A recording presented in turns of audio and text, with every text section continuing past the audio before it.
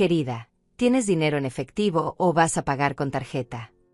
La voz de Cristina cortó el aire como un cuchillo afilado. 12 pares de ojos se clavaron en mí. 12 personas que acababan de devorar langostas, salmón importado, vinos que costaban más que mi renta mensual. 12 bocas que ahora esperaban mi respuesta con sonrisas que no llegaban a sus ojos. Sonreí. Abrí mi cartera despacio. Y entonces dije algo que nadie esperaba escuchar. Pero déjenme contarles cómo llegué hasta ese momento, sentada en un restaurante donde una sola mesa había costado $8,000. Todo comenzó 3 días antes. Raúl, mi hijo, apareció en la puerta del cuartito donde yo vivía. Sí, cuartito. Porque ya no vivía en mi casa. Bueno, técnicamente seguía siendo mi casa, pero esa es otra historia que les contaré en un momento. Raúl tocó 2 veces. Mamá, ¿estás ahí? Su voz sonaba alegre, casi forzada. Abrí la puerta y ahí estaba él, con esa sonrisa que conocía desde que era un bebé. Pero ahora esa sonrisa venía acompañada de algo más. Algo que yo había aprendido a reconocer en los últimos meses. Necesidad.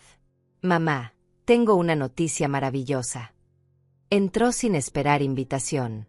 Miró alrededor del cuarto de 3 por 3 metros donde yo ahora pasaba mis días. Una cama individual. Una silla. Un perchero con 4 vestidos. Una ventana que daba al callejón. Vamos a hacer una cena familiar. Algo íntimo. Especial. Para celebrar el cumpleaños de la mamá de Cristina. Pilar. La suegra de mi hijo. Una mujer que yo había visto exactamente 3 veces en 2 años. Es solo una cena normal, mamá. Nada extravagante. Pero significaría mucho para Cristina que estuvieras ahí. Algo en mi pecho se apretó. Cena familiar. Hacía tanto tiempo que no escuchaba esas palabras dirigidas a mí con cariño real. ¿Cuándo es?, pregunté, aunque ya sabía que diría que sí. Siempre decía que sí cuando Raúl me pedía algo. Así había sido toda mi vida.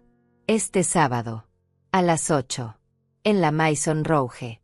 Ese restaurante francés del centro. La Maison Rouge. Yo había pasado frente a ese lugar una vez. Las cortinas de terciopelo rojo. Los candelabros brillando tras los cristales. La gente entrando con abrigos que costaban más que un coche. ¿Estás seguro, hijo? Ese lugar debe ser muy caro. Raúl rió. Esa risa que solía ser genuina cuando era niño. Mamá, no te preocupes por eso. Es una ocasión especial. Además, somos familia. Familia. Esa palabra resonó en mis oídos mucho después de que Raúl se fuera. Me senté en la cama y miré por la ventana. El callejón estaba oscuro, aunque apenas eran las 6 de la tarde. Desde ahí podía escuchar los ruidos de la casa principal. Mi casa. La casa que yo había comprado con 40 años de trabajo como costurera. La casa donde crié a Raúl solo después de que Héctor nos abandonara. La casa que tenía 3 habitaciones amplias, un jardín con limoneros, una cocina con azulejos que yo misma había elegido uno por uno. La casa que ya no era mía. Habían pasado 8 meses desde aquella tarde. Cristina y Raúl habían llegado con papeles. Mamá, necesitamos hablar de algo importante. Se sentaron frente a mí en la mesa del comedor. Mi comedor. Cristina sacó unos documentos de su bolso elegante. Mira, suegrita, Raúl y yo hemos estado investigando. Con las nuevas leyes de impuestos, si algo te llegara a pasar, Raúl perdería esta casa. El gobierno se quedaría con casi todo. Raúl asintió, tomando mi mano. Mamá, la solución es simple. Si pones la casa a mi nombre ahora, nos ahorramos todos esos problemas. Es solo un papel. Tú sigues viviendo aquí como siempre. Nada cambia. Solo estamos protegiendo tu patrimonio. Yo tenía 65 años, pero no era tonta. Y si la pongo a tu nombre, realmente no cambia nada. Cristina sonrió. Esa sonrisa que mostraba todos sus dientes blancos perfectos. Por supuesto que no, suegrita. Esta es tu casa. Siempre lo será. Solo es un trámite legal. Una protección. Miré a Raúl. Mi hijo. Mi único hijo. El niño que yo había criado sola. El hombre que ahora me miraba con ojos suplicantes. Está bien. Si tú dices que es lo mejor. Firmé. Firmé porque confiaba. Firmé porque era mi hijo. Firmé porque pensé que la sangre significaba algo. 2 semanas después de firmar, Cristina tocó a la puerta de mi habitación. Suegrita, necesito hablar contigo. Entró y se sentó en mi cama sin pedir permiso. Mira, tengo una noticia emocionante. Raúl y yo vamos a remodelar la casa. Vamos a hacer algo hermoso. Pero durante los trabajos, va a haber mucho ruido, mucho polvo. No queremos que te afecte. Yo asentí, confundida. Entonces pensamos que podrías quedarte en el cuartito de servicio por unos meses. Solo mientras terminamos. Tiene todo lo que necesitas. Cama, baño pequeño. Vas a estar muy cómoda. El cuartito de servicio. Ese espacio de 3 por 3 metros que yo había usado para guardar cajas y herramientas. ¿Por cuánto tiempo?, pregunté. Cristina se encogió de hombros. 2, 3 meses máximo. Ya sabes cómo son estas cosas. Pero va a valer la pena. La casa va a quedar preciosa. Esos 2 meses se convirtieron en 8. La remodelación nunca terminaba. Siempre había algo más que hacer. Siempre había una razón para que yo no pudiera volver a mi habitación. Y poco a poco, sin que yo me diera cuenta exactamente cuándo, dejé de ser la dueña de la casa y me convertí en la inquilina del cuartito del fondo. Pero el sábado llegó y yo me vestí con mi mejor ropa. Un vestido color vino que había cosido yo misma hacía años. Zapatos negros que había pulido hasta que brillaban. Me peiné el cabello canoso en un moño simple. Me miré en el pequeño espejo rajado que colgaba sobre el lavabo. Una mujer de 65 años me devolvió la mirada. Arrugas alrededor de los ojos. Manos curtidas por décadas de coser. Pero aún había dignidad en esa cara. Aún había fuerza. Raúl pasó por mí a las 7:30. Conducimos en silencio. Yo miraba por la ventana las calles iluminadas. Mamá, solo quiero que sepas que esta noche es importante para Cristina. Su familia va a estar ahí. Por favor, solo sé tú misma. Ser yo misma. Como si yo fuera algún tipo de problema que necesitaba controlarse. Llegamos a la Maison Rouge y mi estómago se apretó. El lugar era aún más elegante de lo que recordaba. Un portero con uniforme color granate abrió la puerta del coche. Adentro, todo era luz dorada y manteles blancos inmaculados. Raúl me guió hacia una mesa larga en el fondo del salón principal. Una mesa donde ya estaban sentadas 11 personas. Cristina se levantó cuando nos vio. Llevaba un vestido color marfil que probablemente costaba más que 3 meses de mi antigua renta. Suegrita, qué bueno que llegaste. Me abrazó, pero fue uno de esos abrazos vacíos. Sin calor. Sin significado real. Ven, siéntate aquí. Cristina me señaló una silla en la esquina de la mesa. La silla más alejada de la cabecera. La silla donde uno pone a los invitados que no importan tanto. Me senté despacio. Miré alrededor de la mesa y conté mentalmente. 12 personas en total. Pilar estaba en la cabecera, con un vestido color champaña y un collar de perlas que brillaba bajo las luces. A su lado, 2 hermanas de Cristina que nunca había visto antes. Después, 3 primos. Un tío. 2 sobrinos jóvenes que no dejaban de mirar sus teléfonos. Raúl y Cristina. Y yo. La única que no pertenecía realmente a esta reunión. Bueno, ahora que estamos todos, pidamos. Cristina chasqueó los dedos y apareció un mesero con chaqueta negra impecable. Traiga la carta de vinos primero. Y el menú completo. El mesero asintió y desapareció como un fantasma. Yo miraba todo con los ojos bien abiertos.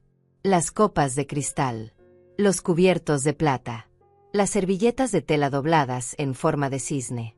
Todo brillaba. Todo costaba. Todo era demasiado para una simple cena familiar.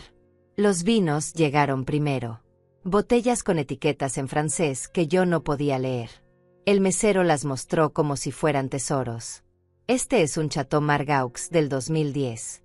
Y este, un Romanée Conti. Cristina ni siquiera miró los precios. Traiga 3 botellas del primero y 2 del segundo. Yo tragué saliva. Había visto vinos así en revistas. Sabía que una sola botella podía costar cientos de dólares. Quizás miles. Entonces llegaron los menús. Páginas gruesas de papel cremoso con letras doradas. Abrí el mío y mis manos temblaron ligeramente. Foie gras. Langosta. Filete de wagyu. Cada plato tenía un precio que hacía que mi pensión mensual pareciera una broma. Isadora, ya sabes qué vas a pedir. La voz de Pilar me sacó de mis pensamientos. Era la primera vez que me hablaba directamente en toda la noche. Yo todavía estoy mirando. Pilar sonrió. Una sonrisa amable. Diferente a la de su hija. Prueba la langosta. Dicen que aquí la preparan divinamente. Uno por uno, todos fueron ordenando. Cristina pidió el filete más caro. Sus hermanas ordenaron cordero con trufa negra. Los primos pidieron mariscos. Los sobrinos querían pasta con caviar. Raúl ordenó un corte de carne que costaba $200. Cuando llegó mi turno, mi voz sonó pequeña. Solo una ensalada César, por favor. Cristina rió. Esa risa que sonaba como cristales rompiéndose. Ay, suegrita, no seas modesta. Estamos celebrando. Pide algo bueno. Todos me miraban. Esperando. Está bien. El salmón entonces. El mesero anotó y desapareció nuevamente. La comida comenzó a llegar. Plato tras plato. Entrada tras entrada. Yo miraba asombrada cómo la mesa se llenaba de comida que parecía arte. Torres de mariscos. Carnes que sangraban en el centro.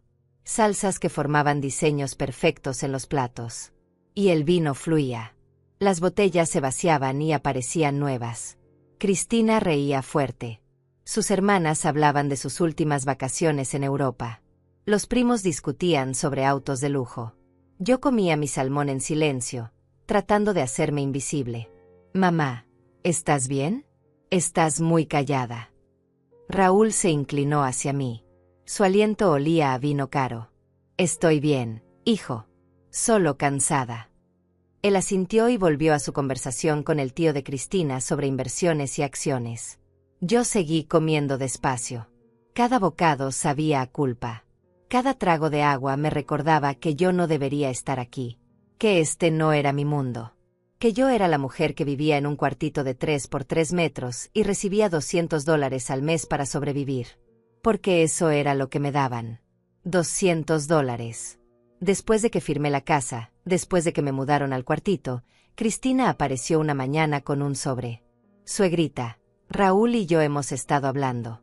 Sabemos que ya no trabajas y que tu pensión es pequeña. Así que decidimos darte una ayuda mensual. Para tus gastos. Abrí el sobre. 10 billetes de $20. Es para que compres lo que necesites. Comida, productos personales. Ya sabes. Yo miré el dinero. $200 al mes. Para comer. Para vivir. Para existir en el cuartito del fondo de mi propia casa. ¿Y esto es suficiente? Pregunté, aunque ya sabía la respuesta. Cristina se encogió de hombros. Bueno, no tienes que pagar renta ni servicios. La casa cuesta mucho mantenerla. El agua, la luz, el gas. Todo sale de nuestro bolsillo. Así que $200 es justo. Justo. Esa palabra me perseguía desde entonces. ¿Era justo vivir con $200 al mes en una casa que yo había pagado? ¿Era justo comer arroz y frijoles mientras ellos comían langosta? ¿Era justo verlos remodelar mi cocina, mi sala, mi jardín, mientras yo miraba desde la ventana de mi prisión de 3 por 3 metros? Los postres llegaron. Torres de chocolate. Cremas con frutas exóticas.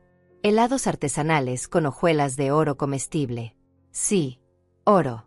Yo pedí un café simple. Negro. Sin azúcar.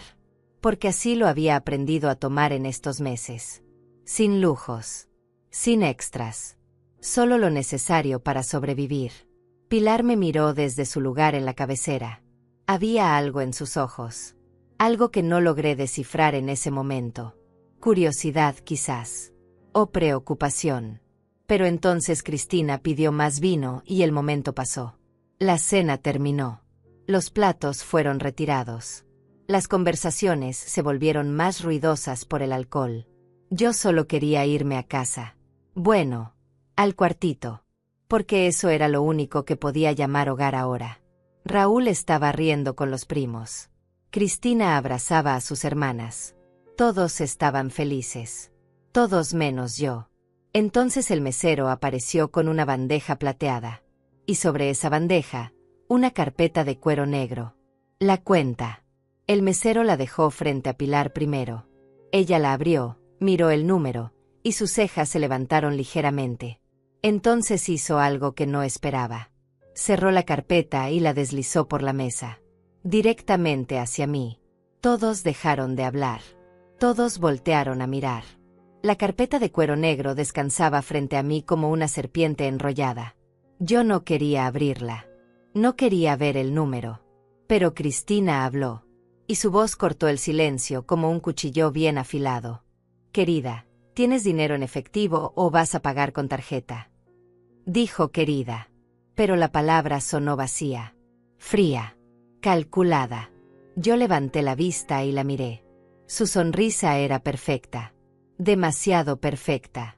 Como si hubiera practicado este momento frente al espejo. Perdón. Mi voz salió más débil de lo que quería. Cristina rió suavemente. La cuenta, suegrita. ¿Cómo vas a pagar? ¿Efectivo o tarjeta? Mi corazón latía tan fuerte que pensé que todos podían escucharlo. Abrí la carpeta con manos temblorosas. Y ahí estaba. El número. $8,342. Con 68 centavos. 8,000. Casi 2 años de mis $200 mensuales. Casi todo lo que me quedaba en mi cuenta de ahorros después de vender mi auto el mes pasado porque ya no podía mantenerlo. $8,000 por una cena que yo no había pedido. Por una celebración a la que yo no pertenecía. Por comida y vino que otros habían disfrutado mientras yo comía salmón y bebía agua.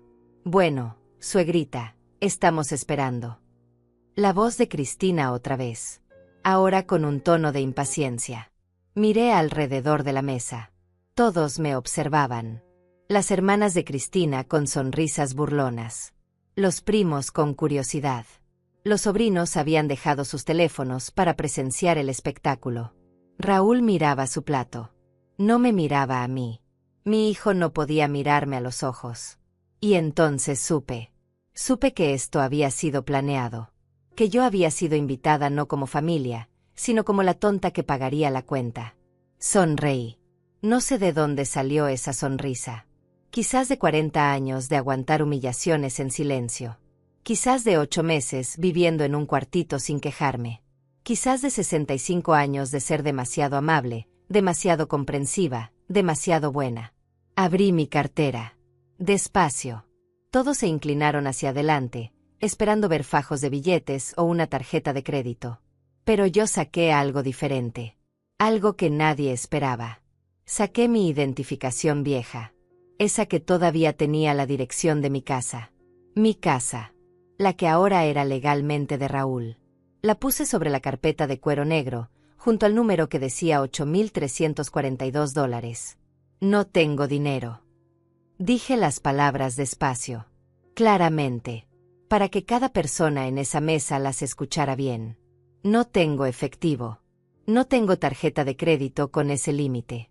De hecho, tengo exactamente $120 en mi cuenta bancaria. ¿Y saben por qué tengo solo $120? El silencio cayó sobre la mesa como una manta pesada. Cristina dejó de sonreír. Raúl seguía mirando su plato como si fuera lo más interesante del mundo. Pilar me observaba con los ojos entrecerrados. Yo continué. Tengo $120 porque hace 8 meses le di mi casa a mi hijo. Una casa que compré con 40 años de trabajo. Una casa de 3 habitaciones con jardín. Una casa que valía más de $300,000. Se la di porque me dijeron que era por protección. Por impuestos. Por mi propio bien. Levanté la voz apenas un poco. No estaba gritando. Pero cada palabra salía con el peso de meses de silencio acumulado. Y después de darles mi casa, después de firmar los papeles que me pusieron enfrente, me mudaron a un cuartito de servicio. 3 metros por 3 metros. Una cama. Una silla. Una ventana que da al callejón. Me dijeron que era temporal. Que solo mientras remodelaban. Eso fue hace 8 meses. ¿Y saben cuánto me dan al mes para vivir? Hice una pausa. Nadie respiraba. $200. Las hermanas de Cristina se miraron entre sí. Los primos dejaron de sonreír. Los sobrinos guardaron sus teléfonos. Pilar se enderezó en su silla, su rostro cambiando de confusión a algo más oscuro. Comprensión quizás. O furia contenida. $200 al mes. Repetí. Para comida. Para productos de higiene. Para existir. Mientras ustedes. Señalé los platos vacíos. Las botellas de vino vacías. Los postres a medio comer. Mientras ustedes gastan $8,000 en una sola cena.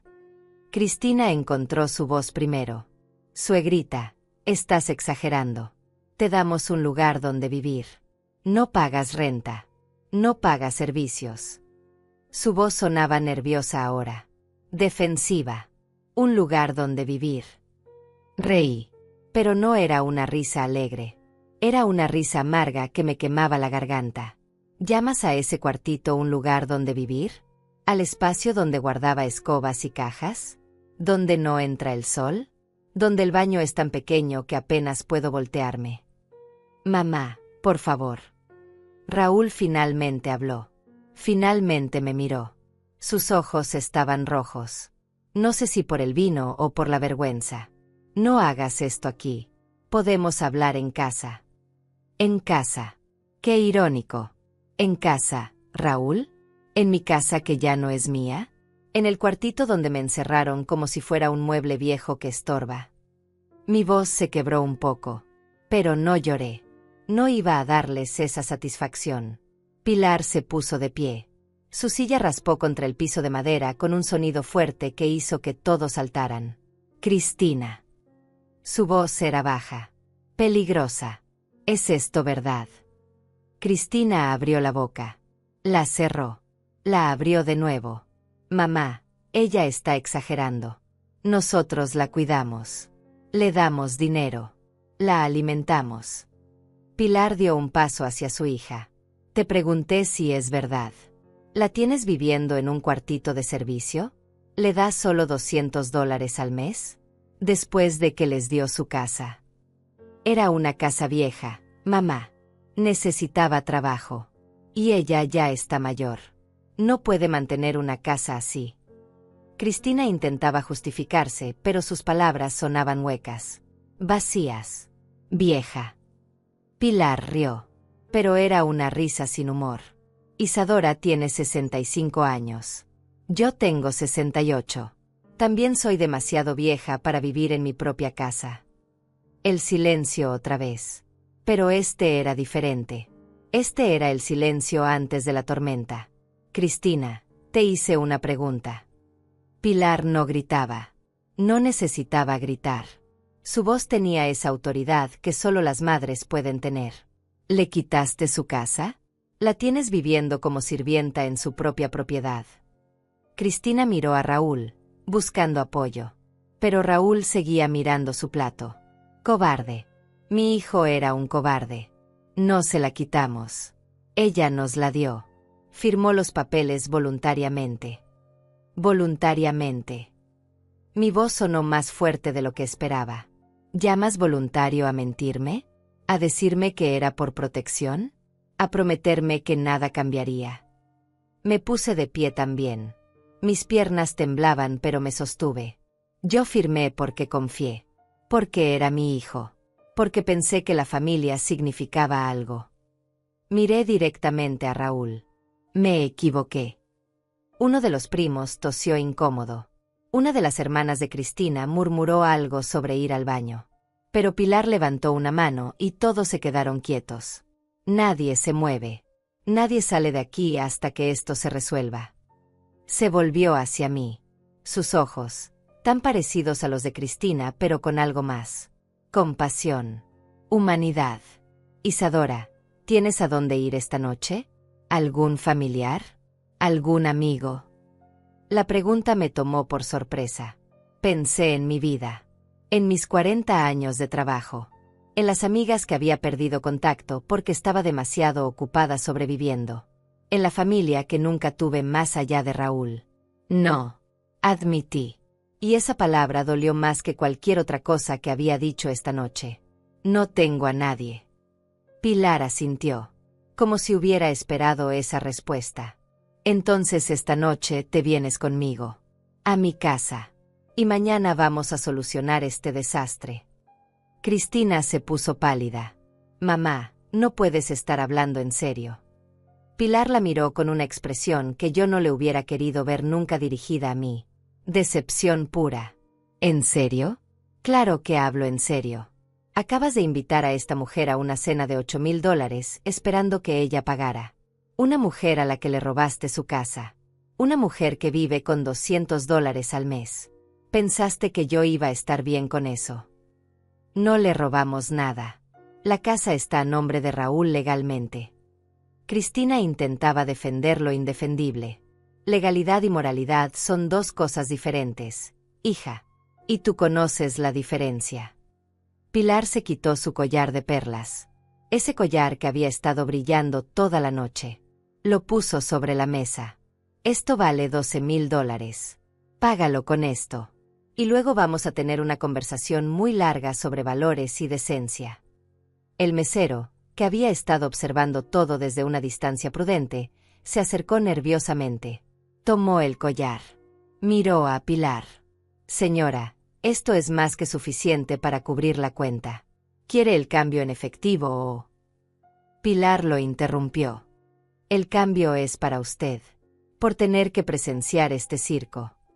El mesero asintió y desapareció rápidamente con el collar y la cuenta. Me senté de nuevo.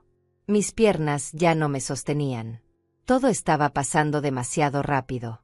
Pilar, una mujer que apenas conocía, estaba defendiéndome, pagando una cuenta que no era suya, ofreciéndome un lugar donde quedarme.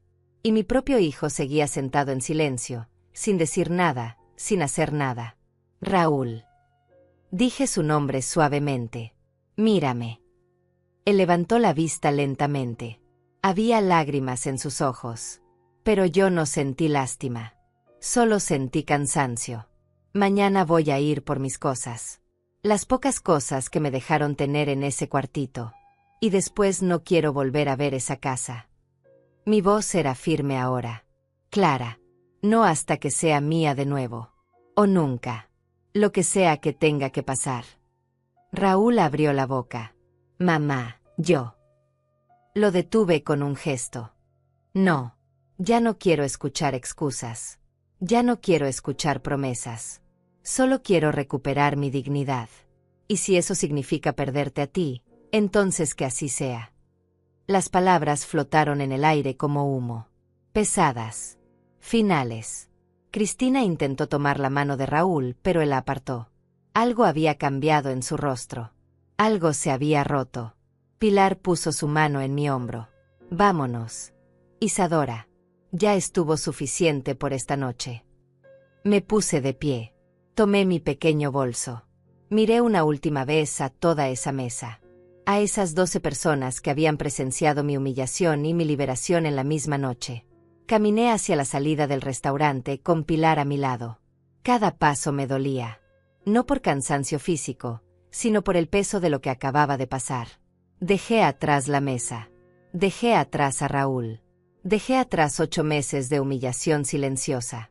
El portero nos abrió la puerta y el aire frío de la noche me golpeó la cara. Respiré hondo. Era la primera vez en mucho tiempo que sentía que podía respirar de verdad. El auto de Pilar era un sedán negro elegante, pero no ostentoso. Ella abrió la puerta del copiloto para mí. Un gesto simple que me hizo sentir más humana de lo que me había sentido en meses. Me senté. El asiento era suave, cómodo. Olía a perfume caro y a cuero nuevo. Pilar se sentó al volante y arrancó el motor.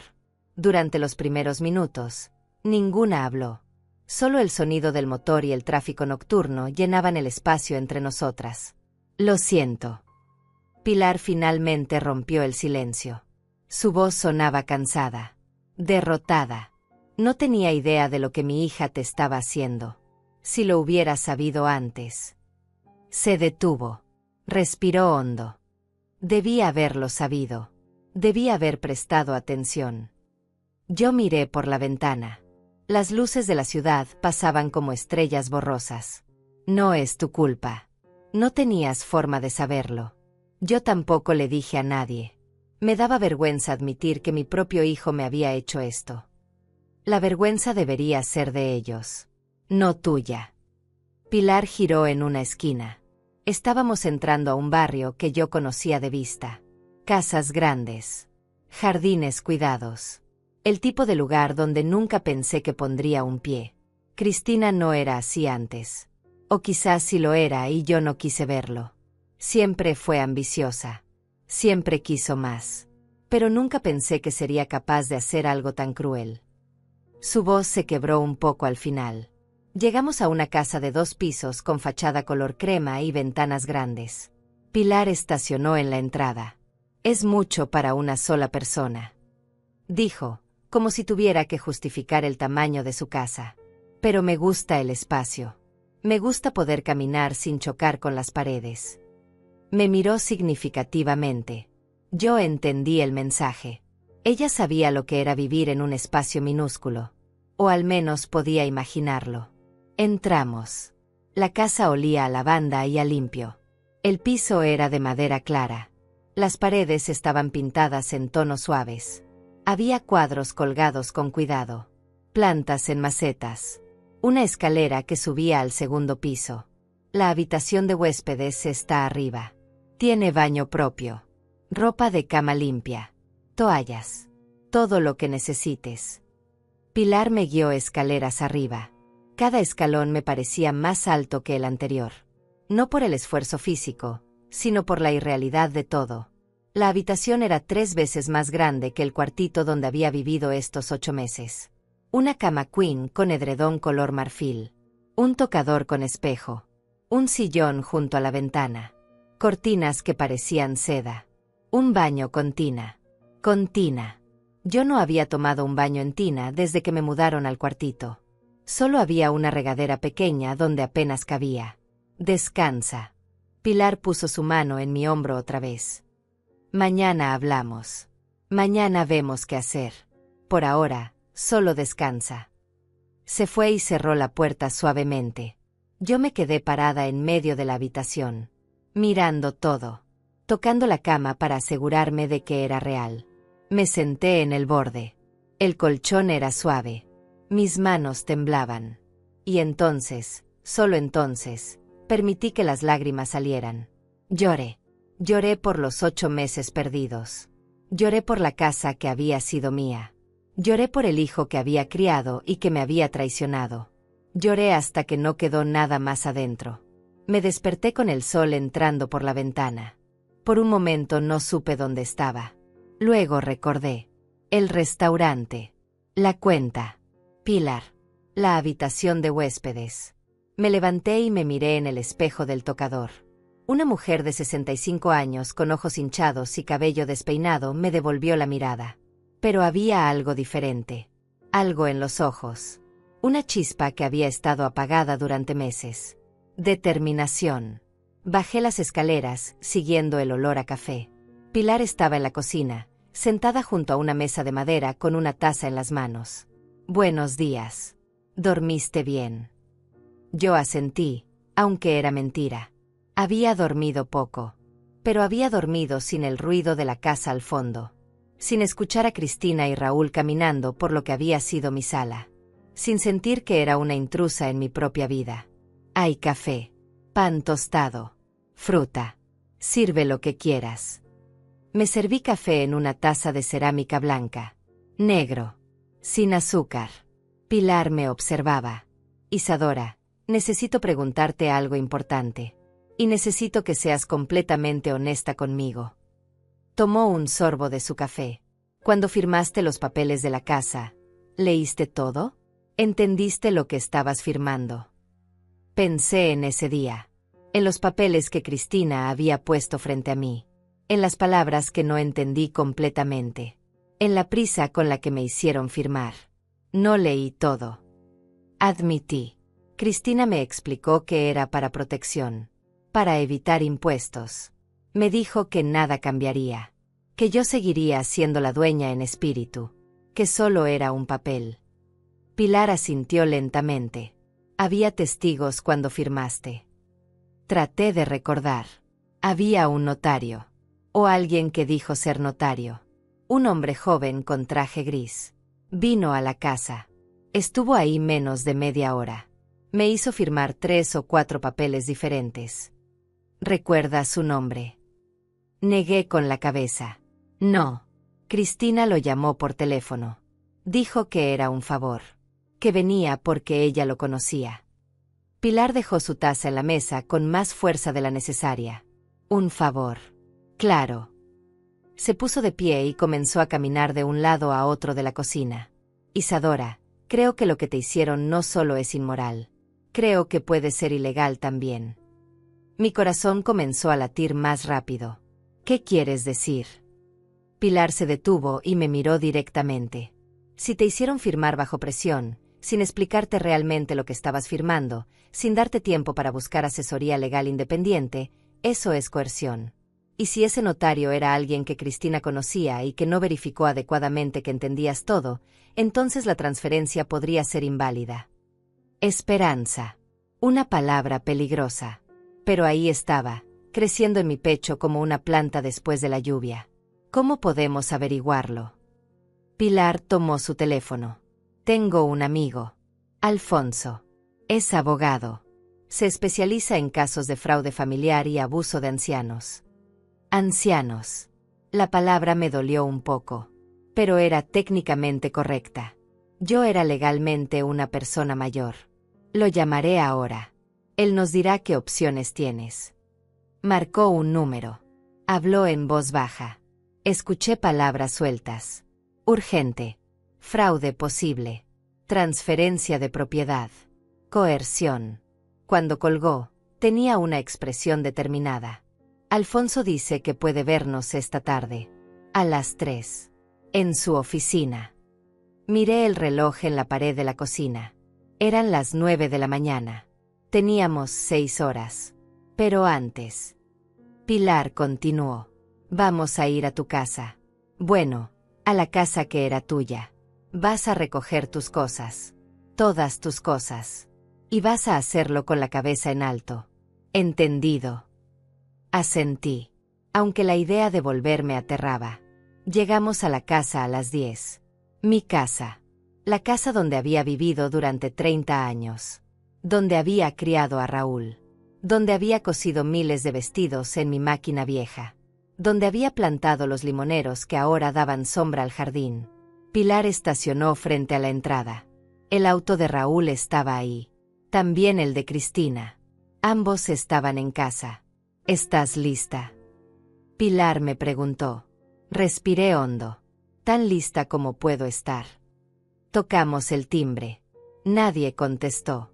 Toqué de nuevo. Nada. Entonces Pilar tocó. Fuerte. Insistente. Como alguien que no se irá hasta que le abran. Finalmente, la puerta se abrió. Cristina estaba ahí. Vestida con pants color gris y una camiseta. Sin maquillaje. Ojos hinchados. Había estado llorando. ¿Qué quieren? Su voz era áspera. Defensiva. Isadora viene por sus cosas. Pilar habló con autoridad. Y tú la vas a dejar entrar. Ahora. Cristina nos miró a ambas. Por un momento pensé que cerraría la puerta. Pero entonces se hizo a un lado. Entramos. La sala estaba tal como la recordaba. Bueno, no exactamente. Habían cambiado los muebles. Mi viejo sofá café había sido reemplazado por uno moderno color beige. Las cortinas que yo había cosido ya no estaban. Ahora había persianas minimalistas. Mi mesa de centro de madera había desaparecido. En su lugar había una de vidrio y metal. Mi casa. Pero ya no se sentía como mi casa. ¿Dónde está Raúl?, pregunté. Cristina señaló hacia arriba. Dormido todavía. Bebió mucho anoche después de que se fueron. Por supuesto. Mi hijo estaba durmiendo mientras yo venía a recoger los pedazos de mi vida. El cuartito está por aquí. Caminé por el pasillo. Pasé junto a lo que había sido mi habitación. La puerta estaba cerrada. Seguí hasta el fondo, hasta la puerta que daba al cuartito de servicio. La abrí. Ahí estaba. Mi vida reducida a 3 metros por 3 metros. La cama donde había dormido 8 meses. La silla donde me sentaba a leer porque no había espacio para nada más. El perchero con mis 4 vestidos. Una caja con mis zapatos. Otra con fotos viejas y recuerdos. Mi cepillo de cabello. Mi Biblia gastada. Mi vida entera cabía en 2 maletas pequeñas. Qué triste era eso. 65 años resumidos en 2 maletas. Comencé a empacar. Pilar entró detrás de mí y miró alrededor. Vi su rostro cambiar. Vi cómo sus ojos se llenaban de furia contenida mientras observaba el espacio donde yo había vivido. Dios mío. Susurró. Esto es inhumano. Yo seguí doblando mi ropa. Métodos. Movimientos automáticos que había perfeccionado en estos meses. Doblar. Guardar. Minimizar. Hacer que mi existencia ocupara el menor espacio posible. ¿Necesitas ayuda? Pilar preguntó. Negué con la cabeza. Puedo sola. Gracias. Pero ella no se fue. Se quedó ahí, observando, como testigo silencioso de mi humillación. Guardé mis vestidos. Mis zapatos. La caja con fotos de Raúl cuando era bebé. Cuando éramos felices. Cuando yo era solo su mamá y él era solo mi hijo. Antes de Cristina. Antes de la codicia. Antes de que todo se derrumbara. Entonces vi algo debajo de la cama. Una caja de zapatos vieja. La saqué. Adentro estaban los documentos que yo había guardado durante años. Mi acta de nacimiento. El acta de nacimiento de Raúl. Mi acta de matrimonio con Héctor. El divorcio. Y algo más. Los papeles de compra de la casa. Los originales. Los que demostraban que yo había pagado cada centavo. Que esta casa era mía. Mi corazón comenzó a latir más rápido. Pilar. Mi voz salió temblorosa. Mira esto. Le mostré los documentos. Ella los tomó y comenzó a leerlos cuidadosamente. Sus ojos se movían rápido por las páginas. Isadora, esto es oro. Esto demuestra que tú compraste la casa. Que era tuya libre de deudas. Que nadie más tenía derecho sobre ella. Los guardó con cuidado en mi maleta. Alfonso necesita ver esto. Hoy mismo. Terminé de empacar. 2 maletas. Una caja con fotos. Eso era todo lo que me llevaba de 8 meses en el cuartito. Me paré en la puerta y miré una última vez el espacio. Ese lugar donde había llorado tantas noches. Donde había comido frijoles fríos porque no tenía ni siquiera un microondas. Donde había sentido que mi vida no valía nada. Adiós. Susurré. Y cerré la puerta. Salimos del cuartito. Cristina estaba en la sala, sentada en su sofá nuevo, mirando su teléfono.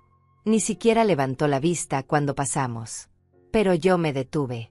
Algo en mí se rompió. O quizás se arregló. Cristina. Ella levantó la vista. Quiero que sepas algo. Puedes quedarte con los muebles. Puedes quedarte con las cortinas nuevas. Puedes quedarte con todo lo que cambiaste. Pero esta casa, estos muros, este techo, todo esto lo pagué yo. Con mi sudor. Con mis manos. Y voy a recuperarlo. Cristina rió. Pero era una risa nerviosa. Buena suerte con eso. La casa está a nombre de Raúl. Legalmente.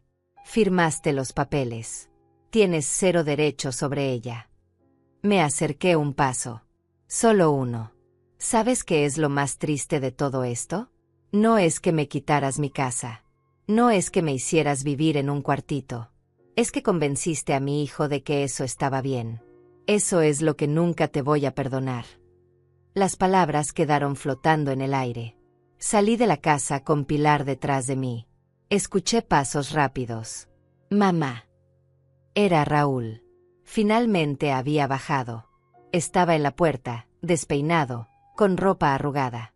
Mamá, espera. Tenemos que hablar. Me detuve. Pero no me volteé. No hay nada que hablar, Raúl. Ya está todo dicho. Él bajó las escaleras. Vino hacia mí. Mamá, lo siento. Yo no pensé que sería así. Me volteé entonces. Lo miré. Mi hijo. Mi bebé. El niño que había crecido en mis brazos. ¿No pensaste que? ¿No pensaste que estaría mal dejarme vivir en un cuartito? ¿No pensaste que $200 al mes no era suficiente? ¿O simplemente no pensaste en mí en absoluto? Raúl abrió la boca. La cerró. Lágrimas rodaban por sus mejillas. Cristina dijo que estabas bien. Que estabas cómoda. Yo le creí. Le creíste porque era más fácil. Porque si admitías la verdad, tendrías que hacer algo al respecto. Y hacer algo significaba enfrentarte a tu esposa. Significaba elegir entre ella y yo. Y ya sabemos a quién elegiste. Puse las maletas en la cajuela del auto de Pilar. Raúl me siguió. Mamá, déjame arreglar esto. Podemos hacer algo. Puedes volver a tu habitación. Podemos darte más dinero. No quiero tu caridad, Raúl. Quiero mi casa. Quiero lo que era mío por derecho. Y si no me lo das voluntariamente, lo voy a recuperar de otra forma. Subí al auto. Pilar arrancó el motor. Mientras nos alejábamos, miré por el espejo lateral. Raúl estaba parado en la entrada. Solo. Pequeño. Como un niño perdido. Pero yo no sentí lástima. Solo sentí determinación. Llegamos a la oficina de Alfonso a las 3 en punto. Era un edificio moderno en el centro de la ciudad. Pisos de mármol. Elevadores rápidos. Secretarias eficientes. Todo muy diferente al mundo en el que yo había vivido estos últimos meses. Alfonso nos recibió en su oficina del 5º piso. Era un hombre de unos 50 años, cabello con canas, traje color carbón, ojos inteligentes que parecían ver más de lo que uno decía. Pilar me contó un poco por teléfono. Pero necesito que me cuentes todo desde el principio. Se sentó detrás de su escritorio. Pilar y yo nos sentamos frente a él. Respiré hondo y comencé. Le conté sobre la casa. Sobre cómo la compré sola. Sobre Cristina y Raúl con los papeles. Sobre las promesas. Sobre el cuartito. Sobre los $200. Sobre la cena de $8,000. Alfonso escuchaba sin interrumpir. Tomaba notas en una libreta. Cuando terminé, él se reclinó en su silla. Isadora, esto es un caso clásico de explotación financiera de adultos mayores. Posiblemente fraude. Definitivamente coerción. Sacó los documentos que yo había traído. Los leyó cuidadosamente. Estos papeles originales son cruciales. Demuestran propiedad clara. Ahora, dime exactamente qué firmaste cuando transferiste la casa. Cerré los ojos tratando de recordar. Cristina puso 3 o 4 papeles frente a mí. Hojas largas con letra pequeña. El notario, o quien fuera, me dijo dónde firmar. No me explicó nada. Solo señaló las líneas. Firma aquí, aquí, aquí. Todo pasó muy rápido. Menos de 20 minutos. Alfonso asintió. ¿Te dieron copias? Negué. Dijeron que me las enviarían por correo. Nunca llegaron. Alfonso escribió más notas. ¿Te presionaron? ¿Te dijeron que tenías que firmar inmediatamente? Pensé en ese día. En la urgencia en la voz de Cristina. Sí. Dijeron que había una fecha límite. Algo sobre impuestos. Que si no firmaba ese día, perdería beneficios importantes. Alfonso dejó la pluma. Mentiras. Todo mentiras diseñadas para presionarte. Se puso de pie y caminó hacia la ventana. Isadora, creo que podemos pelear esto. Pero necesito ser honesto contigo. No será fácil. Tomará tiempo. Probablemente varios meses. Y necesitamos encontrar irregularidades en la transferencia. ¿Qué tipo de irregularidades? Pilar preguntó. Alfonso se volteó. Si el notario no verificó adecuadamente que Isadora entendía lo que firmaba. Si no había testigos imparciales. Si hubo presión indebida. Si la documentación no siguió los procedimientos correctos. Cualquiera de esas cosas podría invalidar la transferencia. Mi corazón latía fuerte. Esperanza. Esa palabra peligrosa otra vez. ¿Qué necesitas de mí?, pregunté. Primero, necesito que me autorices a solicitar todos los documentos de la transferencia del registro público. Segundo, necesito que escribas todo lo que recuerdas de ese día. Cada detalle. Cada palabra que te dijeron. Cada promesa que hicieron. Tercero, necesito que pienses si hay alguien que pueda testificar a tu favor. Alguien que vio cómo vivías.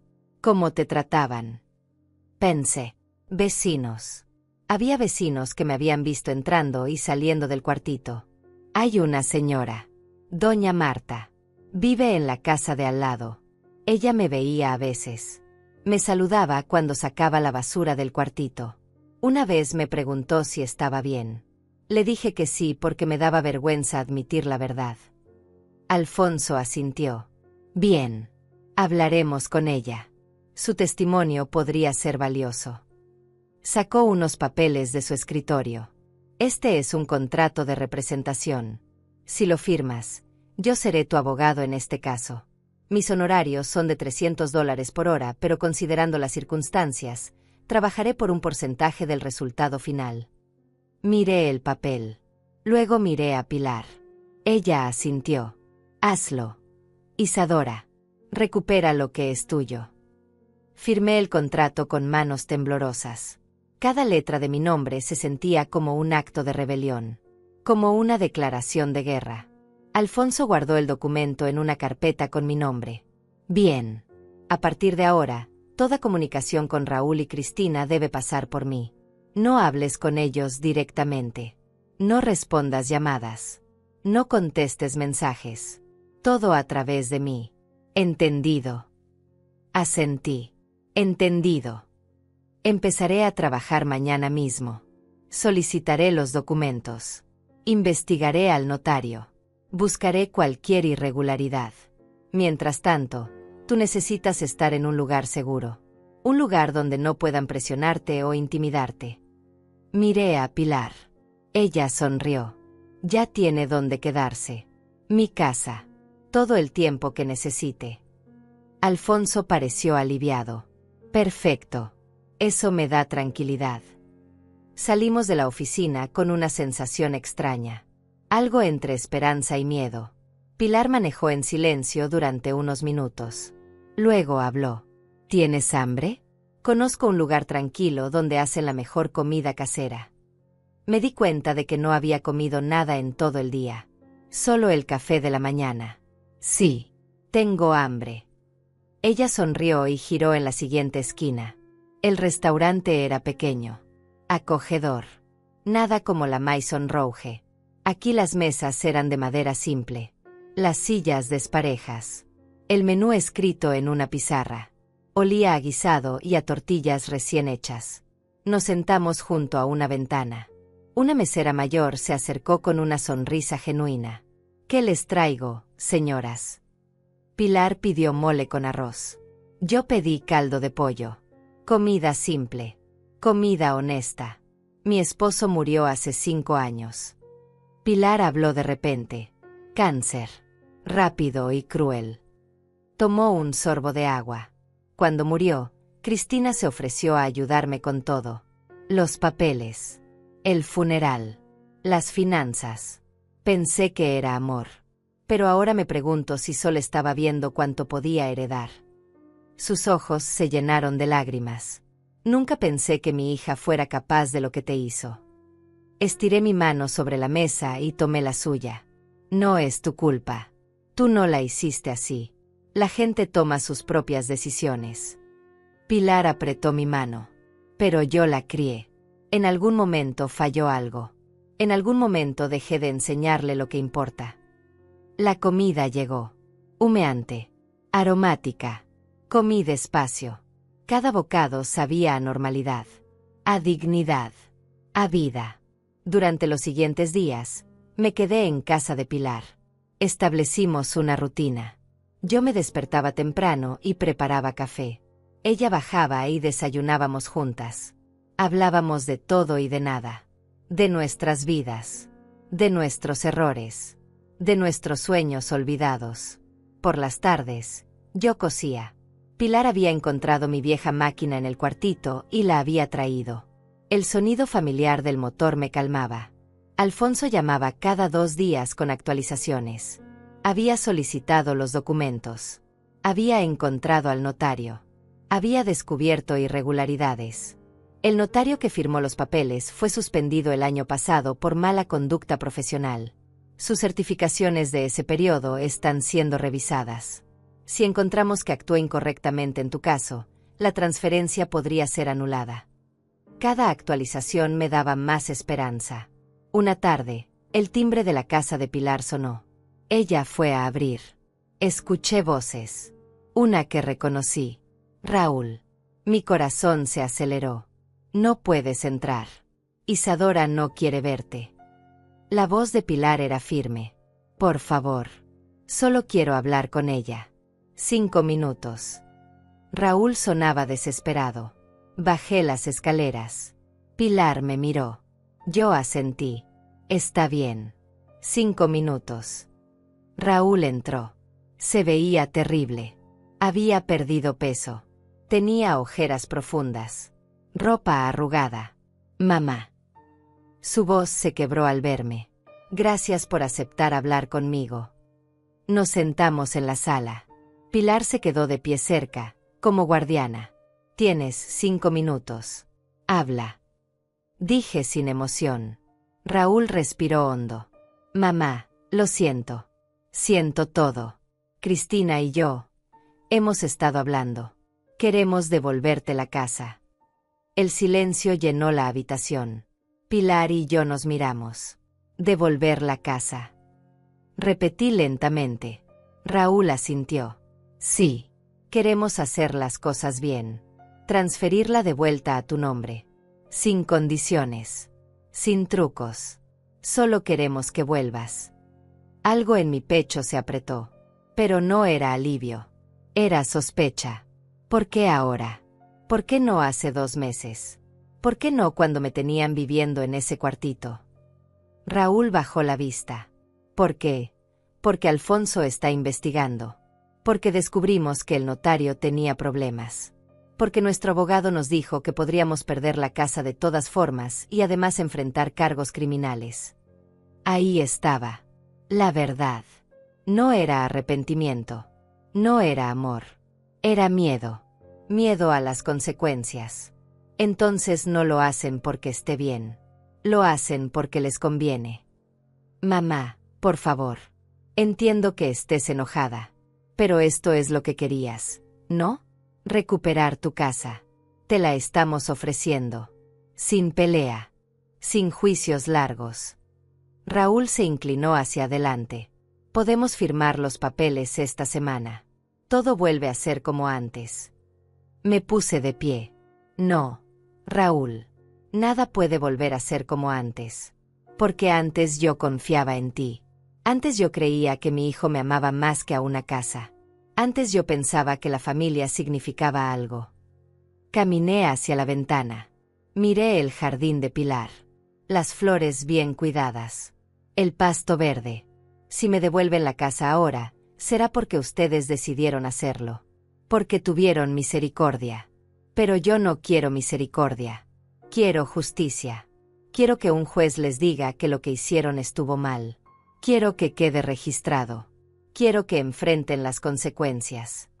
Me volteé hacia él. Así que no. No acepto tu oferta. Raúl se puso pálido. Mamá, estás cometiendo un error. Si esto va a juicio, podría tomar años. Podrías perder. Y mientras tanto, ¿dónde vas a vivir? ¿Qué vas a hacer? Sonreí. Una sonrisa triste pero firme. Voy a vivir aquí, con Pilar. Voy a coser. Voy a recuperar mi dignidad. Y voy a esperar. Porque tengo algo que ustedes no tienen. Tengo razón. Tengo la verdad de mi lado. Mamá. Raúl intentó acercarse. Levanté una mano. Se acabaron tus 5 minutos. Pilar, por favor acompaña a mi hijo a la salida. Pilar abrió la puerta. Raúl se quedó parado ahí, mirándome como si esperara que yo cambiara de opinión. Pero yo no cedí. No moví ni un músculo. Finalmente, él salió. Escuché sus pasos alejándose. Escuché su auto arrancar. Escuché el silencio que dejó atrás. Hiciste lo correcto. Pilar puso su mano en mi hombro. Sé que es difícil. Sé que es tu hijo. Pero hiciste lo correcto. Yo asentí. Aunque cada parte de mí dolía. Aunque mi corazón de madre gritaba que lo perdonara. Aunque todo hubiera sido más fácil si simplemente aceptaba su oferta. Pero fácil no significa correcto. Y yo estaba cansada de tomar el camino fácil. Esa noche, Alfonso llamó. Raúl me contactó. Me dijo que te ofreció devolver la casa y que rechazaste. Había algo en su voz. Respeto quizás. Sí, rechacé. Silencio por un momento. Bien. Porque tengo noticias. Encontré algo grande. El notario no solo estaba suspendido. Estaba trabajando ilegalmente. Todas las transferencias que certificó en ese periodo son nulas. Completamente inválidas. Mi respiración se detuvo. ¿Qué significa eso? Alfonso rió. Una risa de victoria. Significa que la transferencia nunca fue legal. Significa que la casa nunca dejó de ser tuya. Técnicamente, legalmente, todavía eres la dueña. Solo necesitamos que un juez lo confirme oficialmente. Y con la evidencia que tenemos, eso es prácticamente una garantía. Lágrimas comenzaron a rodar por mis mejillas. Pero esta vez eran lágrimas de alivio. ¿Cuánto tiempo tomará? Pregunté con voz temblorosa. Con suerte, 2 o 3 semanas. Tengo contactos en el juzgado.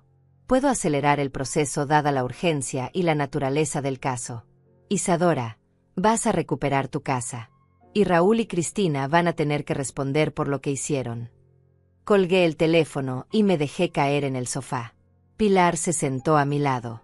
No dijo nada. Solo me abrazó mientras yo lloraba. Las 2 semanas siguientes pasaron en una mezcla extraña de ansiedad y esperanza. Alfonso trabajaba sin descanso. Cada día traía noticias nuevas. Había presentado la demanda. Había conseguido una audiencia urgente. Había citado a Raúl y Cristina. Había encontrado más evidencia de las irregularidades. El caso se estaba construyendo como un rompecabezas donde cada pieza encajaba perfectamente. Pilar me acompañaba a cada cita con Alfonso. Se había convertido en más que mi defensora. Se había convertido en mi amiga. En las noches, nos sentábamos en su sala con té de manzanilla y hablábamos de la vida. ¿Sabes qué es lo más triste? Le dije una noche que yo solo quería ser una buena madre. Solo quería que mi hijo fuera feliz. Y de alguna manera, eso me convirtió en un blanco fácil. Pilar asintió. El amor no debería hacernos vulnerables. Pero lo hace. Doña Marta, mi vecina, aceptó testificar. Alfonso la entrevistó en su casa. Vi todo. Le dijo ella. Vi cómo Isadora entraba y salía de ese cuartito. Vi cómo sacaba su basura por la puerta de atrás. Vi cómo Cristina la trataba. Como si fuera invisible. Como si fuera una carga. Su testimonio quedó grabado. Evidencia. Prueba. Verdad documentada. La audiencia fue programada para un martes a las 10 de la mañana. No dormí la noche anterior. Me quedé despierta mirando el techo de la habitación de huéspedes, pensando en todo lo que había pasado, en todos los caminos que me habían traído hasta aquí, en todas las decisiones que había tomado, en todas las que tomaría después de mañana. Pilar tocó mi puerta a las 6. ¿Estás despierta? Abrí. Ella entró con 2 tazas de café. Hoy es el día. Dijo simplemente. Hoy es el día. Repetí. Nos sentamos en la cama como 2 amigas preparándose para una batalla. ¿Tienes miedo? Preguntó. Estoy aterrada. Admití. Pero también estoy lista. Por primera vez en meses, Estoy lista para pelear. Me vestí con cuidado. El mismo vestido color vino que había usado para la cena. El que había usado cuando todo comenzó. Era simbólico de alguna manera. Ese vestido me había visto en mi momento más bajo. Ahora me vería recuperar mi dignidad. Me peiné el cabello en un moño simple. Me miré en el espejo. La mujer que me devolvió la mirada era diferente a la de hace 2 semanas. Había fuerza en sus ojos. Había determinación en su mandíbula. Llegamos al juzgado a las 9:30. Alfonso nos esperaba en las escaleras. Llevaba un maletín de cuero lleno de documentos. ¿Lista?, preguntó. «Lista», respondí. Entramos al edificio. Pasillos largos con pisos de mármol. Puertas de madera con placas doradas. El olor a papel viejo y a justicia pendiente. La sala de audiencias era más pequeña de lo que esperaba. Bancas de madera. Una mesa para el juez. 2 mesas para las partes. Raúl y Cristina ya estaban ahí, sentados en su mesa con su abogado. Un hombre mayor con traje caro y expresión seria. Cuando me vieron entrar, Cristina volteó la cara. Raúl me miró directamente. Había súplica en sus ojos. Perdón quizás. O solo miedo. Yo no aparté la mirada. Lo miré fijamente hasta que él bajó la vista primero. Todos de pie. El alguacil anunció. El juez entró. Una mujer de unos 60 años, cabello corto gris, anteojos, toga negra. Se sentó detrás de su escritorio y miró los papeles frente a ella. Caso número 5732. Isadora Méndez contra Raúl Méndez y Cristina Vega. Demanda de nulidad de transferencia de propiedad por coerción y fraude. Su voz era clara, autoritaria, sin emociones. Señor García. Se dirigió a Alfonso. Presente su caso. Alfonso se puso de pie. Habló durante 20 minutos. Explicó toda la historia. La casa que yo había comprado. Los papeles que me hicieron firmar. Las promesas rotas. El cuartito. Los $200. La cena de $8,000. Presentó los documentos originales de compra. Presentó el testimonio grabado de doña Marta. Presentó la evidencia sobre el notario suspendido. Su señoría. Concluyó Alfonso. Mi clienta fue víctima de un esquema deliberado para despojarla de su propiedad. Fue manipulada, presionada y abandonada. Y todo esto fue ejecutado por su propio hijo y su nuera. Personas en quienes ella confiaba implícitamente. Solicitamos que se declare nula la transferencia y que se ordene la devolución inmediata de la propiedad a su legítima dueña. La jueza asintió y miró al abogado de Raúl y Cristina. Señor Delgado. Su turno. El abogado se puso de pie. Intentó argumentar que yo había firmado voluntariamente, que había entendido los términos, que vivía en la propiedad sin pagar renta, que recibía ayuda económica. Pero sus palabras sonaban huecas, vacías, especialmente cuando la jueza lo interrumpió. Señor Delgado, ¿cómo explica que el notario que certificó la transferencia estaba suspendido en ese momento? El abogado tartamudeó. Su señoría, mis clientes no tenían conocimiento de esa suspensión. Fue un error de buena fe. La jueza miró por encima de sus anteojos. ¿Un error de buena fe? ¿Contratar a un notario que casualmente era conocido de la señora Vega? ¿Presionar a una mujer de 65 años para firmar documentos sin asesoría legal independiente? Cristina susurró algo a su abogado. Él negó con la cabeza. Raúl tenía las manos entrelazadas sobre la mesa. Sus nudillos estaban blancos de la presión. La jueza continuó. He revisado toda la evidencia presentada. He leído el testimonio. He verificado el estatus del notario. Y mi conclusión es clara. Hizo una pausa. El silencio en la sala era absoluto. Solo se escuchaba el tic-tac del reloj en la pared. La transferencia de propiedad realizada hace 8 meses es declarada nula e inválida. El título de propiedad será devuelto inmediatamente al nombre de Isadora Méndez. Los señores Raúl Méndez y Cristina Vega tienen 72 horas para desocupar la propiedad y entregar todas las llaves. Golpeó su mazo contra el escritorio. El sonido resonó en mis oídos como campanas de victoria. No pude contener las lágrimas. Pilar me abrazó.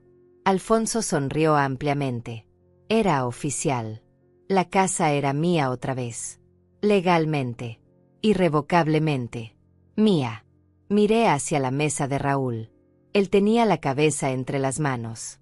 Cristina lloraba silenciosamente. Su abogado recogía papeles con movimientos bruscos. Habían perdido. La verdad había ganado. Además, la jueza continuó. No había terminado. Ordeno que los señores Méndez y Vega paguen a la señora Isadora Méndez la suma de $1,600.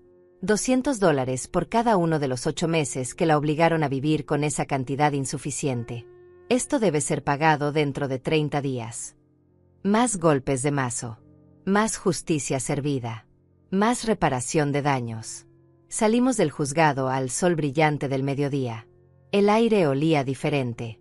Más limpio. Más fresco. Como después de una tormenta. Alfonso me entregó una carpeta. Estos son todos los documentos oficiales. El título de propiedad con tu nombre. La orden de desalojo. La orden de pago. Todo lo que necesitas. Lo tomé con manos temblorosas. Gracias. Fue todo lo que pude decir. Gracias por creer en mí. No me agradezcas. Alfonso sonrió. Tú fuiste quien tuvo el valor de pelear. Yo solo fui la herramienta. Se despidió y se fue.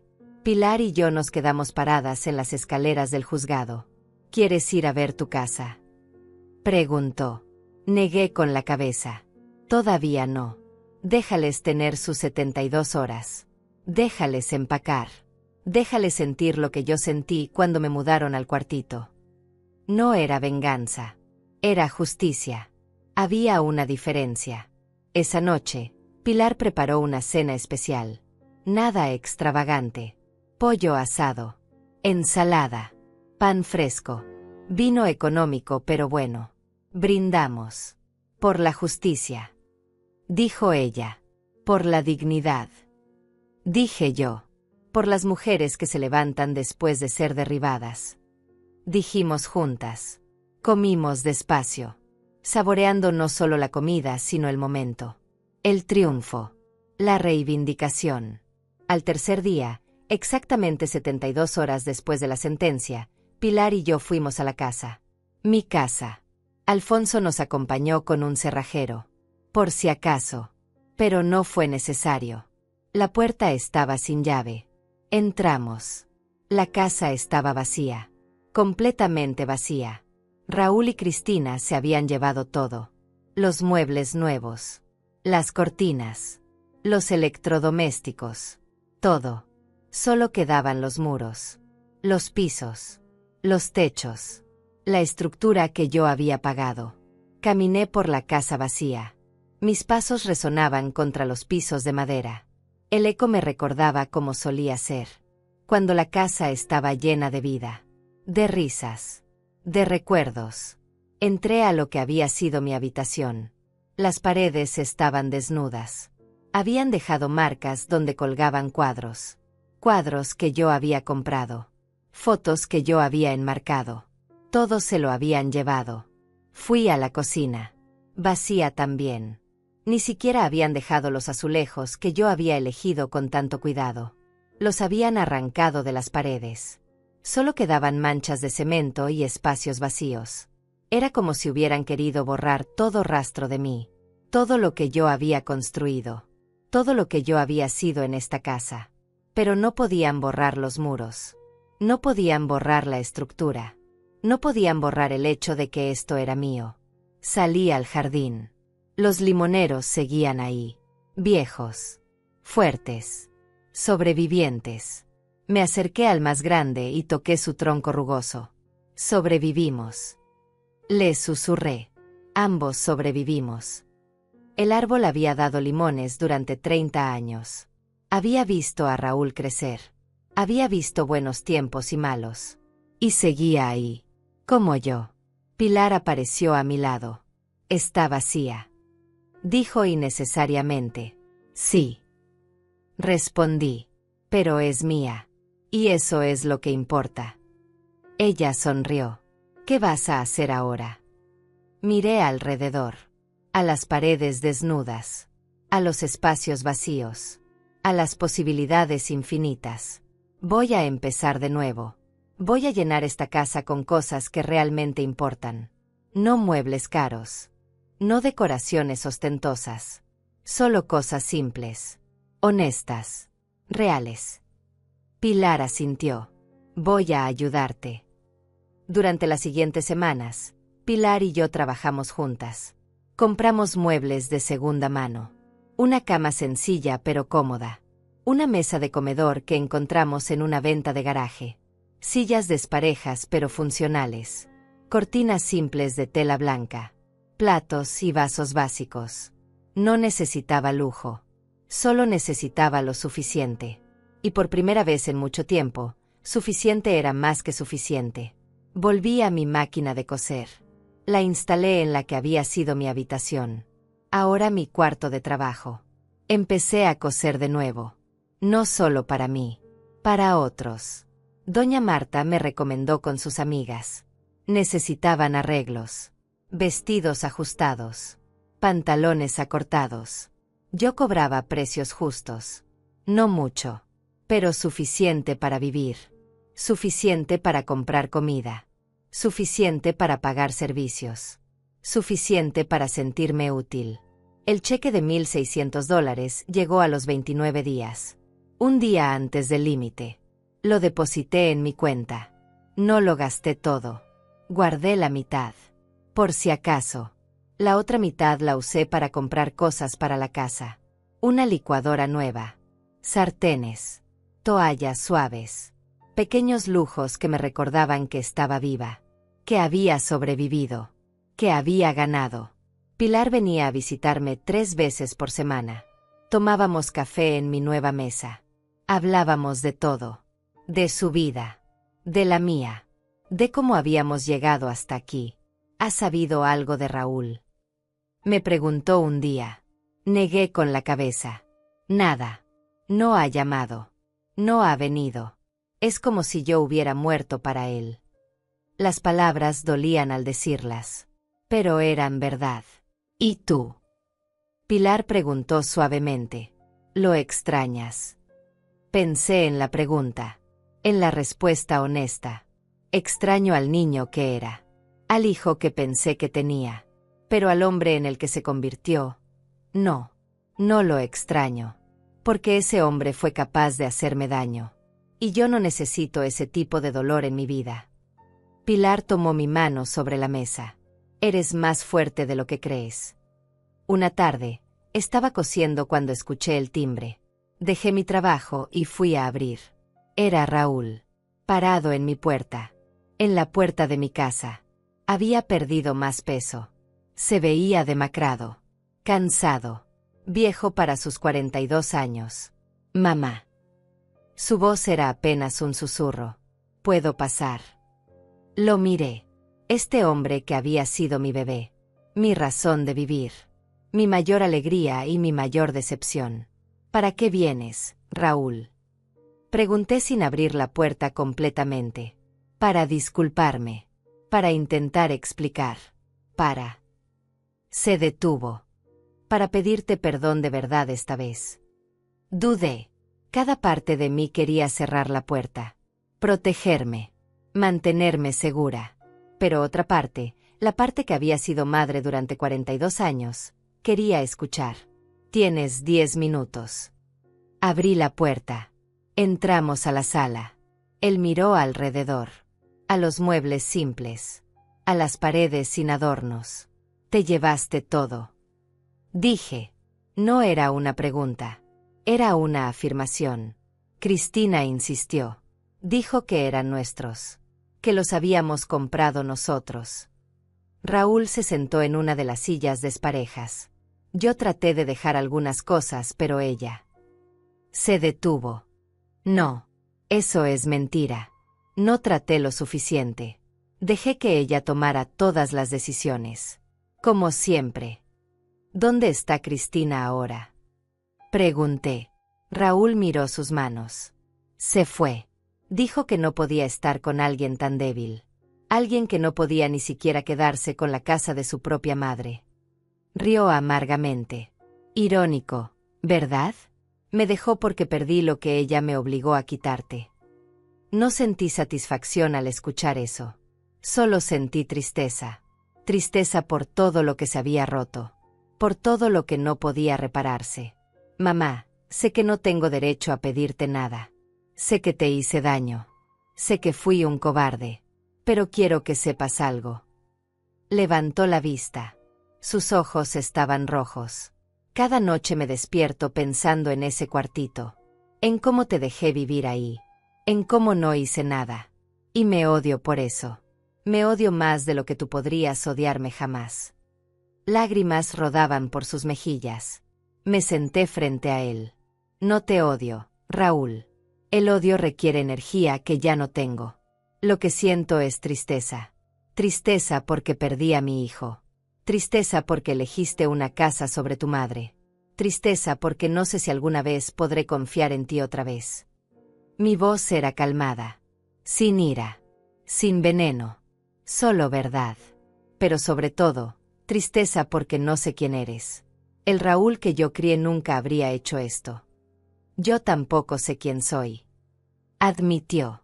Perdí mi camino en algún punto. Cristina tenía tantos sueños, tantos planes. Y yo quería darle todo. Quería ser el esposo que ella merecía. Pero en el proceso, olvidé ser el hijo que tú merecías. Se limpió las lágrimas con el dorso de la mano. Y ahora lo perdí todo. La casa. Cristina. A ti. Todo. No perdiste la casa, Raúl. Nunca fue tuya para perder. Fue robada. Hay una diferencia.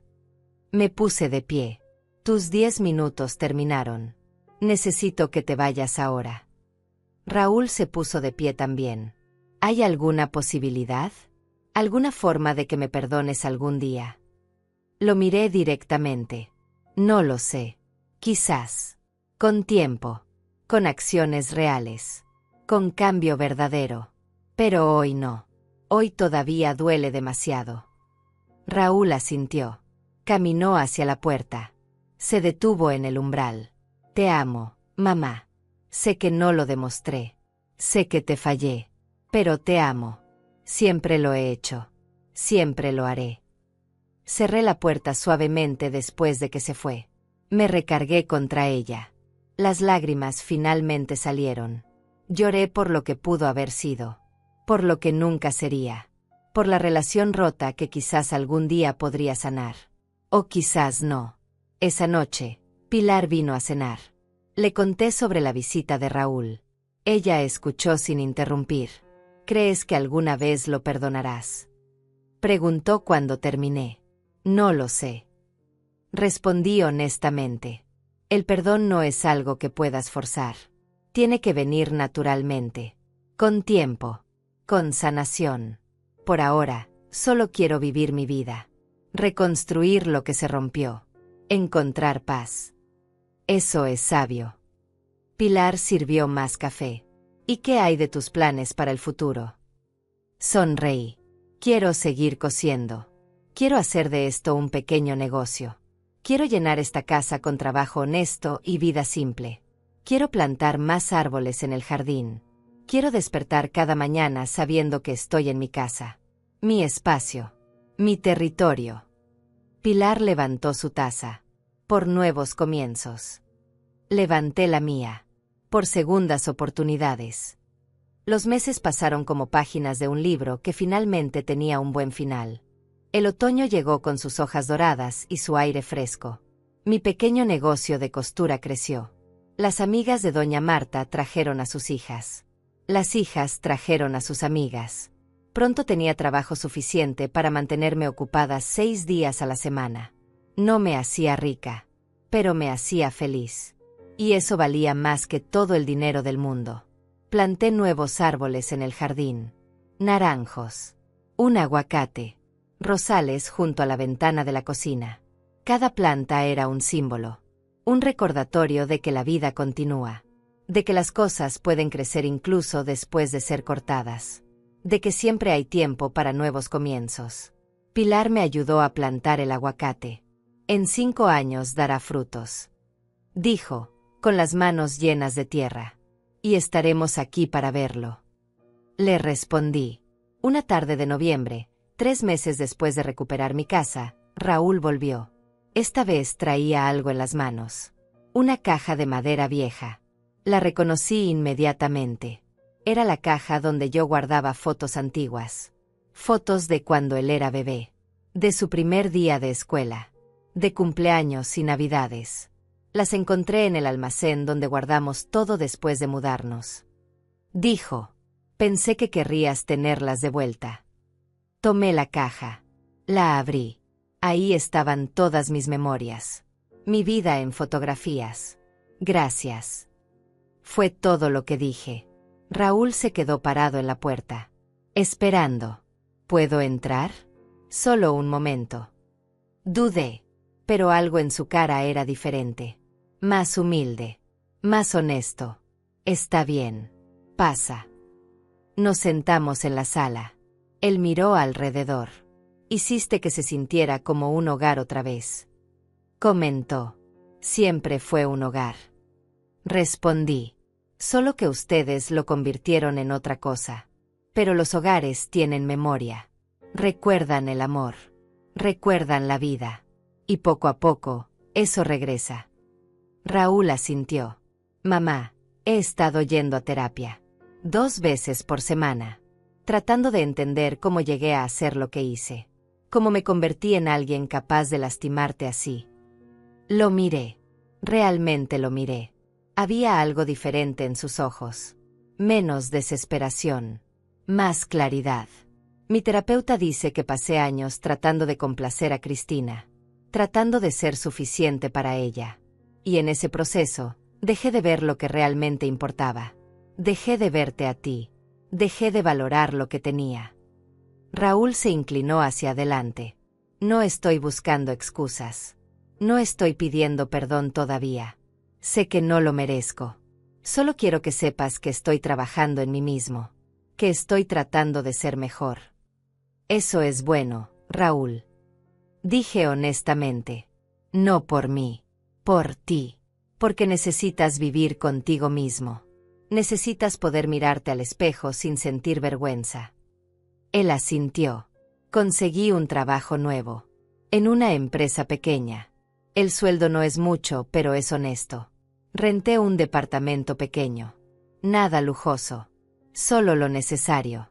Y por primera vez en años, me siento ligero. Como si me hubiera quitado un peso que ni siquiera sabía que cargaba. Nos quedamos en silencio por un momento. No era un silencio incómodo. Era un silencio de entendimiento. De 2 personas que habían pasado por una tormenta y ahora veían el cielo despejarse lentamente. Mamá, no espero que me perdones mañana. O el próximo mes. O incluso el próximo año. Pero quiero que sepas que voy a seguir trabajando. Voy a seguir intentando ser el hijo que debía haber sido siempre. Te creo. Dije. Y era verdad. Algo en su forma de hablar. En su postura. En sus ojos. Me decía que esta vez era diferente. Pero Raúl, necesitas entender algo. El perdón no significa que todo vuelva a ser como antes. No significa que pueda simplemente entrar a mi vida otra vez como si nada hubiera pasado. Las cosas cambiaron. Yo cambié. Y nuestra relación, si va a existir, tiene que ser diferente. Lo entiendo. Raúl se puso de pie. Y acepto eso. Acepto que gané esto. Que merezco las consecuencias de mis acciones. Caminó hacia la puerta. ¿Puedo venir a visitarte de vez en cuando? No mucho. Solo para que veas que estoy cumpliendo mi palabra. Para que veas que estoy cambiando. Lo pensé. 1 vez al mes. Los domingos. A las 3 de la tarde. Si llegas aunque sea 1 minuto tarde, no abriré la puerta.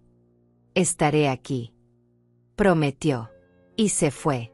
Miré la caja de fotos que había traído. La llevé a mi habitación y saqué las fotografías una por una. Mi bebé sonriente. Mi niño perdiendo su primer diente. Mi adolescente en su graduación. Mi hijo en su boda con Cristina. Ahí estaba yo en todas las fotos. Sonriendo. Orgullosa. Amando. No sabía entonces lo que vendría. Pero tampoco sabía lo fuerte que sería cuando llegara. Pilar vino esa noche como siempre. Le conté sobre la visita de Raúl. Sobre las fotos. Sobre su promesa de cambiar. ¿Le crees? Preguntó. Quiero creerle. Respondí. Pero también aprendí a protegerme. Aprendí que el amor no significa ser ciega. Que la familia no significa aceptar cualquier cosa. Que el perdón no significa olvidar. Pilar sonrió. Aprendiste bien entonces. Cenamos en mi pequeña mesa. Sopa de verduras que yo había hecho. Pan que Pilar había traído. Vino barato pero alegre. ¿Sabes? Dijo Pilar. Cuando conocí a Cristina por primera vez, pensé que le había fallado como madre. Que algo había hecho mal para que ella fuera capaz de lo que te hizo. Pero mi terapeuta me ayudó a entender algo. A veces la gente toma malas decisiones, sin importar cómo fueron criados. No es siempre culpa de los padres. Es difícil no sentir culpa. Admití. Yo también me pregunto constantemente qué hice mal con Raúl. ¿Dónde me equivoqué? Pilar negó con la cabeza. Criaste a un niño bueno. Las decisiones que tomó como adulto fueron suyas. No tuyas. Tú le diste amor. Le diste valores. Le diste todo lo que tenías. Lo que él hizo con eso fue su elección. Sus palabras me consolaron de una manera que no esperaba. El primer domingo de diciembre, exactamente a las 3 de la tarde, escuché el timbre. Era Raúl. Puntual. Traía flores simples del mercado. Margaritas blancas. No rosas caras. No arreglos ostentosos. Solo flores simples y honestas.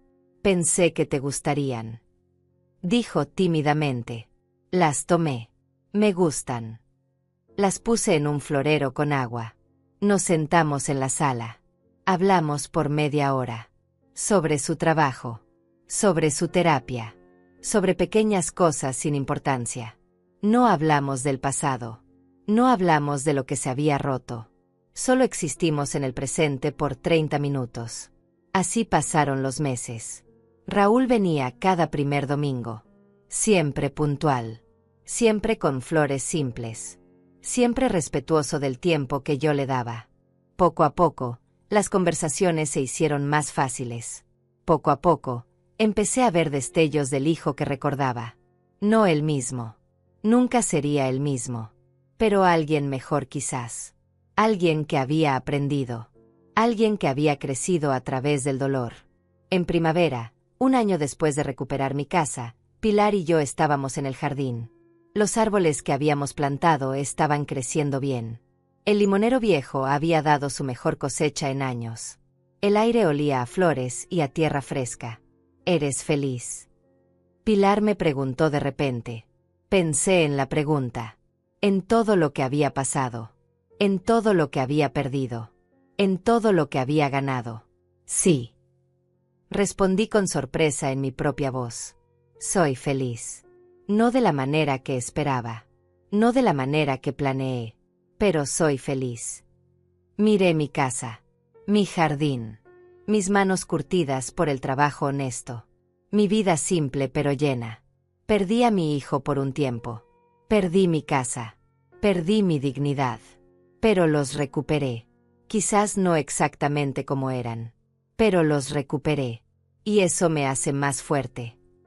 Pilar puso su brazo alrededor de mis hombros. ¿Sabes qué es lo que más admiro de ti? Preguntó. No solo que peleaste. Mucha gente pelea. Lo que admiro es que no dejaste que la amargura te consumiera. Que no dejaste que el dolor te convirtiera en alguien cruel. Que encontraste una forma de seguir siendo tú misma a pesar de todo. Sus palabras me llenaron de una calidez que no había sentido en mucho tiempo. Esa noche, me senté en mi sala. En mi casa.